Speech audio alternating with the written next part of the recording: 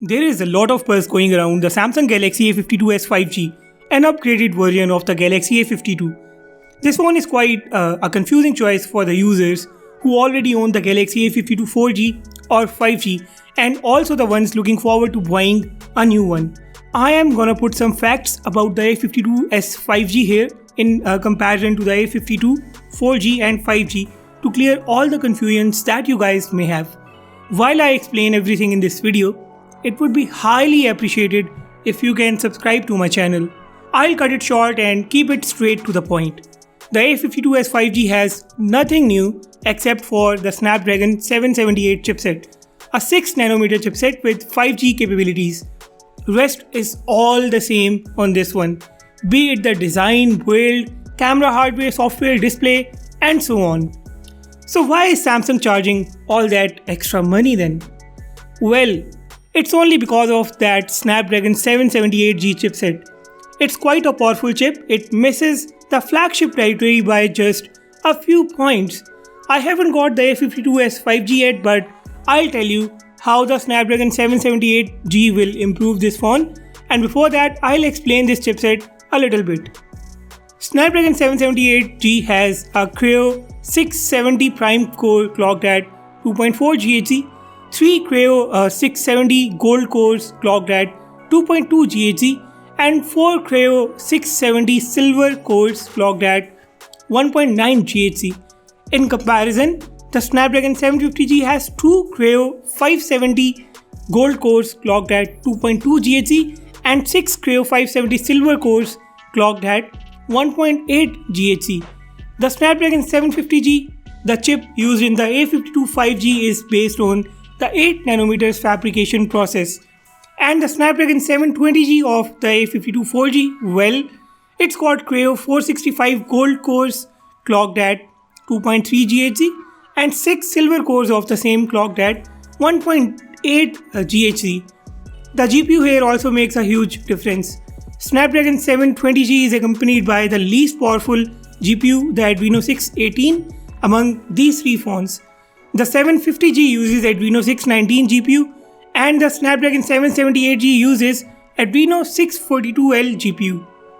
So now you know that the A52s 5G has the most powerful CPU among the three A52 models. Its benchmark scores are obviously going to be better. The Snapdragon 778G posts an Antutu score of over 480k according to different websites, which is close to the score of 2019's flagship Snapdragon 855 chipset. It also brings an improved ISP. So while it has the same old camera sensors from the A52 4G and 5G, it might be able to produce slightly better images and shoot slightly better videos with better stability. Snapdragon 778G will also improve gaming. While the A52 4G and 5G both were unable to hit 60 FPS for the games like PUBG Mobile, the Snapdragon 778G on the A52s 5G certainly brings 60 FPS support for most such games. And by the way, if you are liking this video so far, consider subscribing to catch all of my upcoming videos. It's free after all. Snapdragon 778G also brings Bluetooth 5.2 support. It's got the X53 modem and it also supports UFS 3.1 storage standard. All of this wasn't supported by the Snapdragon 750 or the 720G present in the other two Galaxy A52 models. I am sure by now you guys know that the processor is a huge upgrade here. Otherwise this phone doesn't bring any significant improvements. But should you upgrade to the A52s 5G or buy it over the A52 4G or 5G? Well, my answer is no. See, the processors that both the A52 4G and 5G have, they are more than sufficient on those phones.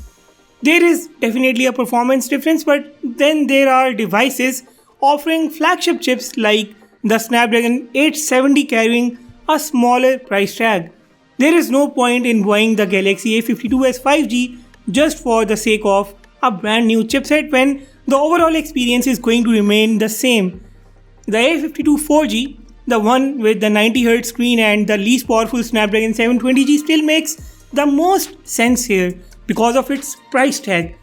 By the way, I have already posted a complete comparison between the A52 4G and 5G, and you guys can take a look at that as well.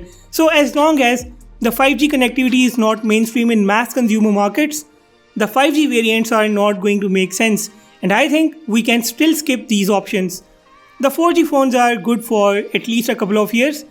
If we talk about the software, there is no difference among these three. All these three phones will get 3 big software updates and 4 years of security updates, so there's that. I think instead of releasing the upgraded variants of existing devices with insignificant changes, companies should focus on making the existing devices available in the market, since the stock issues are on the rise these days. And that's all I had to say. Let me know what do you guys think and which phone will you prefer out of these three. I would also like to hear you out regarding this new format of comparisons that I just started on my channel. Very short and straight to the point comparisons. If you found this video useful, hit the like button and subscribe to my channel. With that being said, I will sign off and see you all in the next one.